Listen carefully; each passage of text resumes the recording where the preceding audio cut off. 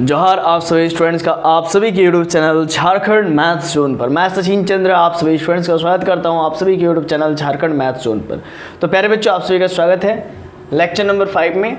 आज के इस वीडियो लेक्चर में मैं आपको बताने जा रहा हूं गॉसेस जॉर्डन मेथड। इससे पहले आपको मैंने बताया था गॉसेस एलिमिनेशन मेथड। क्या बताया था? गॉसेस एलिमिनेशन मेथड, जिसमें आपको बताया था कि अपर ट्रायंगुलर बनाना था। ठीक है, मतलब इस प्रकार का अपर ट्रायंगुलर बनाना था और उसके डायगोनल, इस डायगोनल के नीचे में जितने भी एलिमेंट्स थे उनको जीरो करना था। लेकिन आज का जो टॉपिक है वो है गॉसेस जॉर्डन मेथड। इस मेथड के अंतर्गत हम लोग जो है कि अपर ट्रायंगुलर भी नहीं बनाएंगे, ना ही लोअर ट्रायंगल बनाएंगे, ना ही अपर ट्रायंगल बनाएंगे, ना ही लोअर ट्रायंगल बनाएंगे। हम लोग इस बार डायगोनल मैट्रिक्स बनाएंगे। मतलब जो डायगोनल एलिमेंट्स होंगे वे हमारे जीरो नहीं होंगे और इधर के जितने भी एलिमेंट्स हैं वे भी जीरो होंगे और इधर के जितने भी एलिमेंट्स हैं वे भी जीरो होंगे। समझ रहे ना? मतलब सिर्फ डायगोनल एलिमेंट्स को छोड़ करके बाकी सबको जीरो करना होगा। ठीक है, इसी को कहते हैं गॉसेस जॉर्डन मेथड। और इसमें जो है कि मतलब थोड़ा लंबा टाइम नहीं लगता, इसमें डायरेक्ट जो है कि आंसर्स तक हम लोग पहुंचते हैं। ठीक है ना, सॉल्यूशंस तक पहुंचते हैं। तो आइए देखिए, इसका डेफिनेशन वगैरह लिखा हुआ है। This method is modifications of Gauss's elimination method. बात तो सही है, गॉसेस एलिमिनेशन मेथड में हम लोग अपर ट्रायंगल बनाते थे, उस डायगोनल के नीचे वाले जितने भी एलिमेंट्स को जीरो बनाते थे। लेकिन अब क्या है कि गॉसेस एलिमिनेशन से एक कदम आगे, मतलब उसके ऊपर वाले को भी जीरो बनाना, डायगोनल के ऊपर वाले को भी जीरो बनाना है। पहले डायगोनल के नीचे वाले को सिर्फ जीरो करते थे तो उसको गॉसेस एलिमिनेशन मेथड कहते थे। अब जो है कि डायगोनल के ऊपर को भी जीरो करना है तो इसको हम लोग गॉसेस जॉर्डन मेथड कहेंगे। तो गॉसेस ये क्या है? तो this method is modification of Gauss's elimination method in Gauss's Jordan method. ये जो कि आपका देख रहे हैं गॉसेस जॉर्डन मेथड मैं पढ़ा रहा हूं। तो in Gauss's Jordan method the elimination takes place not only below the diagonal, diagonal के बिलो में ही सिर्फ नहीं होगा एलिमिनेशन, है ना, बल्कि डायगोनल बट अबव ऑल्सो, मतलब इसके ऊपर में भी होगा, डायगोनल के ऊपर में भी जो है कि एलिमिनेशन होगा। सो इन दिस वे, इस प्रकार से वी गेट डायगोनल मैट्रिक्स। तो इस प्रकार से हम लोग कह सकते हैं हम लोग को क्या मिलेगा? डायगोनल मैट्रिक्स सिस्टम मिलेगा। By this system the value of unknown can be find this method describe as follows. तो बोलता है कि इस मेथड के द्वारा हम लोग अननोन के वैल्यूज को निकाल पाएंगे, यानी कि एक्स वाई जेड, ठीक है, या फिर x1 x2 x3 dot dot dot जितने भी वेरिएबल्स रहेंगे उनको हम लोग इस मेथड के द्वारा फाइंड आउट कर पाएंगे। Let us consider a system of linear equations in 3 variables. हम लोग यहाँ पर 3 वेरिएबल्स के सिस्टम को लेकर के काम करेंगे। ठीक है ना, जैसा कि आप सभी देख पा रहे हैं a11 x1 a12 x2 a13 x3 equal to b1, ये इक्वेशन नंबर 1 है। a21 x1 a22 x2 plus a23 x3 equal to b2 है, इक्वेशन नंबर 2। ये तीसरा इक्वेशन है a31 x1 a plus a32 x2 plus a33 x3 equal to b3, equation number 3। तो करना क्या है, बात को समझिएगा। हम लोग को a21 को भी जीरो करना होगा, हम लोग को a32 को भी जीरो करना पड़ेगा, हम लोग को a31 को भी जीरो करना पड़ेगा।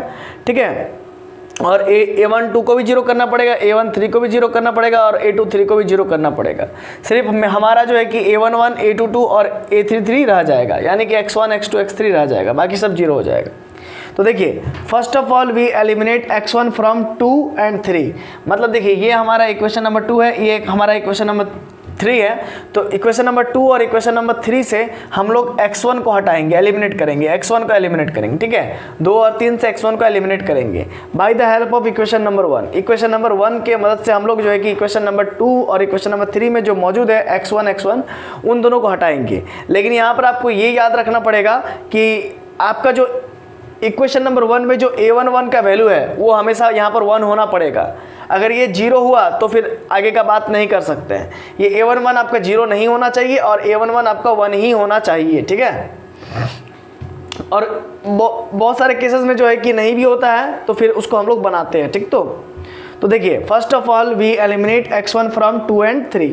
तो 2 और 3 से जो है कि हम लोग क्या करेंगे, x1 को हटाएंगे bye the help of equation number 1।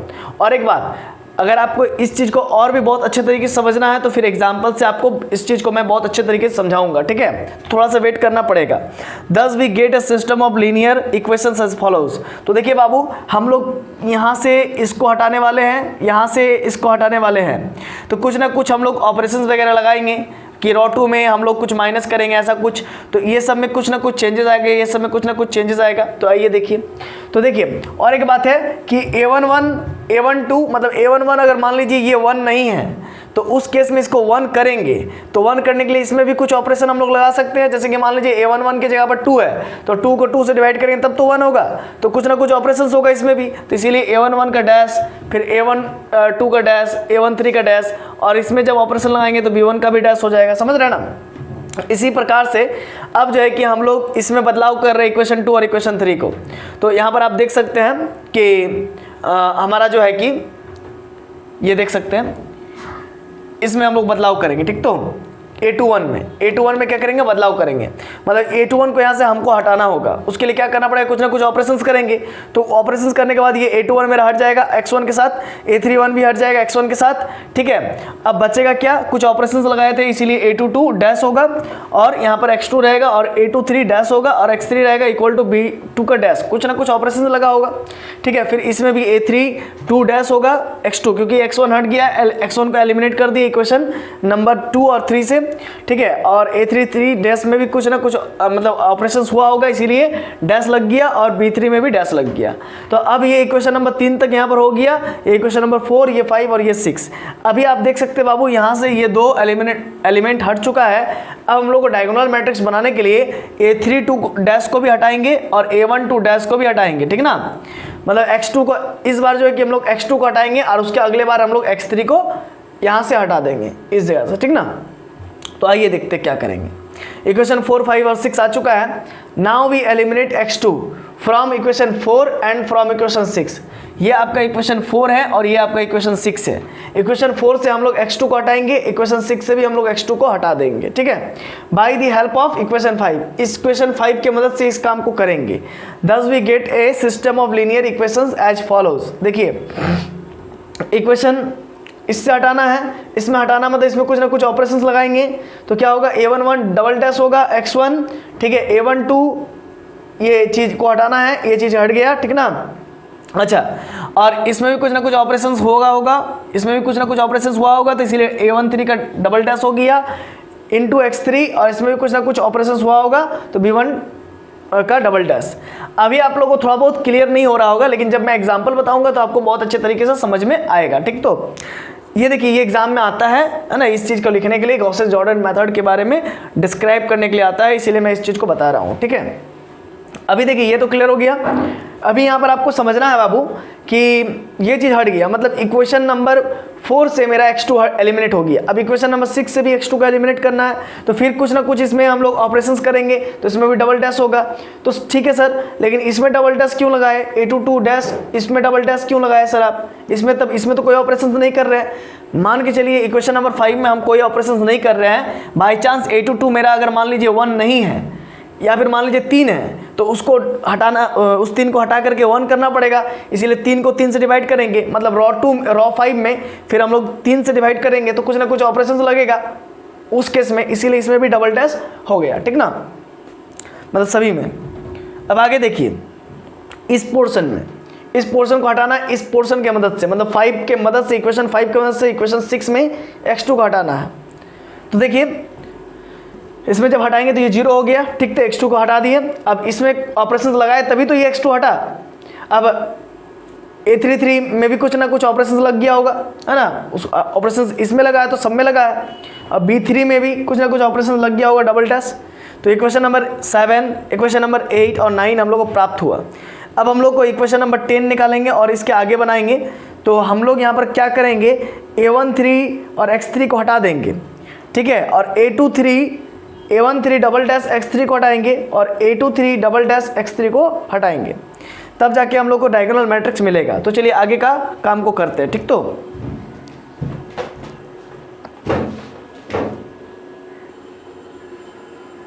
चलिए अब आगे की ओर बढ़ते हैं और आगे क्या समझते हैं।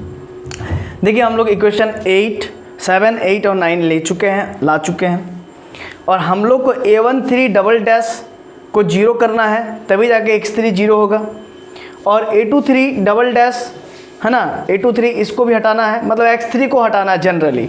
इक्वेशन नंबर 7 और इक्वेशन नंबर 8 से हम लोग x3 को हटा देंगे तो हम लोग को डायगोनल मैट्रिक्स प्राप्त हो जाएगा। तो उसके लिए करना क्या पड़ेगा, सबसे पहले देखना पड़ेगा कि a3 double dash A3 double dash ये हमारा 1 है या नहीं है। अगर ये 1 नहीं है तो इसको 1 बनाएंगे, यानी कि अगर मान लीजिए 2 है 3 है कुछ भी है तो अगर 3 है तो 3 से डिवाइड करेंगे, -4 है तो -4 से डिवाइड करेंगे, तब जाके ये 1 होगा। अब इसमें जब इसको कुछ ऑपरेशन करेंगे तो इसमें डबल डैश के बदले अब ट्रिपल डैश आ जाएगा, ठीक ना। तो देखिए सबसे पहले इसमें हम लोग ऑपरेशन लगा दिए बाबा, है ना, A33 डबल डैश को ट्रिपल डैश में कन्वर्ट कर दिए। अब इसमें ऑपरेशन लगाया इक्वेशन नंबर 9 में, तो B3 में भी ऑपरेशन लगेगा, इसमें भी ऑपरेशन लगेगा, समझ रहे, पूरे में लगेगा। तो इसको मैंने पहले 1 में कन्वर्ट कर दिया। अब इस 1 के मदद से अब जब ये 1 हो जाएगा तो इसको हम लोग 0 करेंगे और इसको भी 0 कर पाएंगे, ठीक है ना। कैसे 0 कर पाएंगे तो मालूम है ना, बड़ा ही सिंपल है। मान लीजिए A23 डबल डैश के जगह पर मान लीजिए 2 है और A33 डबल डैश आपका क्या हो गया 1 है मान लीजिए। तो उस केस में हम लोग क्या करेंगे कि R2 में मान लीजिए R2 इस जगह पर आपका 2 है मान लीजिए, तो R2 में R2 को रहने देंगे -2 इंटू R3 कर देंगे, क्योंकि R2 में देखिए ये R2 में ये मैं कह रहा हूँ कि ये 2 है, तो 2 है इस जगह पर, तो 2 - 2 इंटू R3 अगर मान लीजिए इस जगह पर 1 होता तो ये क्या हो जाएगा 0 हो जाएगा। तो इसीलिए हमको 0 बनाना होगा, तो ये 0 बन गया, समझे कि नहीं समझे। तो यही बात है, now we eliminate x3 from equation 7 and from equation 8 by the help of equation number 9। मतलब 7 और 8 में से हम लोग x3 को हटाना है इक्वेशन नंबर 9 के मदद से। Thus we get a system of linear equation as follows. तो फिर हम लोग को एक नया सिस्टम मिलेगा, ठीक ना। तो देख सकते हैं कि हम लोग जो है कि इक्वेशन नंबर 7 में कुछ ना कुछ ऑपरेशंस लगा रहे हैं इक्वेशन नंबर 9 के मदद से x3 को हटाने के लिए। तो देखिए यहाँ पर ऑलरेडी 0 है, x3 को यहाँ से हटाए, कुछ ना कुछ ऑपरेशन लग रहा है, मतलब पूरे इक्वेशन नंबर 7 में ऑपरेशन लग रहा है। तो डबल डैश पहले से था, अब ट्रिपल डैश हो गया। और फिर यहाँ पर भी 0 ऑलरेडी है, यहाँ पर 0 नहीं था, देखिए A23 डबल डैश था। तो इक्वेशन नंबर 9 के मदद से हम लोग इसको भी हटाएंगे, यहाँ से भी मतलब जो है कि A23 डबल डैश यानी कि x3 को हटा देंगे। अब जब ये हट जाएगा तो ये 0 हो जाएगा, और होगा तो फिर साथ में ऑपरेशंस भी आएगा ना। देखिए यहाँ पर डबल डैश है ऑलरेडी, तो इसमें ऑपरेशंस लग जाएगा, है ना। इसको हटाने के लिए जब ऑपरेशन लगाएंगे तो सब में लगेगा, सभी एलिमेंट्स में रॉ 8 के सारे एलिमेंट्स में लग जाएंगे, तो ट्रिपल डैश हो जाएगा। और इसको तो मैं बता ही चुका हूँ कि अगर ये 1 नहीं है तो पहले इसको 1 करेंगे, इसके मदद से ऊपर वाले को करेंगे, ठीक, तो 0 करेंगे। अब ये देखिए डायगोनल मैट्रिक्स में कन्वर्ट हो चुका है। From the above system we can find the values of unknown होगा, ठीक है ना। अभी आप देख सकते हैं A33 ट्रिपल डैश, देखिए अब यहाँ पर देखिए, इससे पहले हम लोग स्टार्ट करते हैं कि x1 का वैल्यू कैसे निकालेंगे। तो A11 triple dash, backward substitution कोई जरूरत नहीं है, इसमें डायरेक्ट निकलता है। देखिए A11 double triple dash x1 equal to B1 triple dash हो जाएगा। तो x1 बराबर क्या हो जाएगा B1 ट्रिपल डैश, और नीचे में इंटू में डिवाइड में चला जाएगा। फिर इसी प्रकार से इसका भी निकलेगा x2 का B2 triple dash upon A2 triple dash, ठीक, तो है ना, समझ रहे हैं ना, ये पूरा बात है। ए क्या हो जाएगा, देखिए ध्यान से, यहाँ पर A11 है तो यहाँ पर A22 होगा ना, ये A22 ट्रिपल डैश होगा, ठीक। तो अब x3 के लिए क्या होगा, x3 के लिए क्या होगा B3 ट्रिपल डैश, और ये A33 ट्रिपल डैश नीचे में चला गया, समझ गया ना। इस प्रकार से हम लोग को x1, x2 और x3 का वैल्यू निकल आया। तो आशा है ये चीज़ आपको समझ में आ गया होगा, गॉसेस जॉर्डन मेथड, ठीक ना। ये मैंने आज आपको समझाया गॉसेस जॉर्डन मेथड, और आशा है ये चीज़ आपको समझ में आ गई होगी। जनरली करना क्या है, इसमें करना कुछ नहीं है, डायगोनल मैट्रिक्स बनाना है। अब डायगोनल मैट्रिक्स के लिए कुछ ना कुछ आपको ऑपरेशंस लगाना पड़ेगा, जो कि आपने ये सब जो ऑपरेशंस है, elimination transformation, Ross transformation, column transformation, ये सब चीज़ जो है कि आपने क्लास 12th में सीखा होगा, बढ़िया से सीखा होगा। अगर नहीं सीखा होगा तो फिर दिक्कत है। तो अभी अगर नहीं भी सीखा है तो भी तो मैंने बता ही दिया हर एक चीज़ को किस प्रकार से कैसे क्या करना है, ठीक ना। हर एक चीज़ को मैंने डील किया, ठीक है। और क्वेश्चंस वगैरह देखेंगे तो बहुत अच्छे तरीके से आपको समझ में आएगी, है ना। ये तो इसका अभी जस्ट ये बताया कि कैसे बनता है ना। और ये एग्ज़ाम में पूछा भी जाता है, ठीक है, कि डिस्क्राइब गॉसेस जॉर्डन मेथड, तो ये आपको डिस्क्राइब करना पड़ेगा, है ना।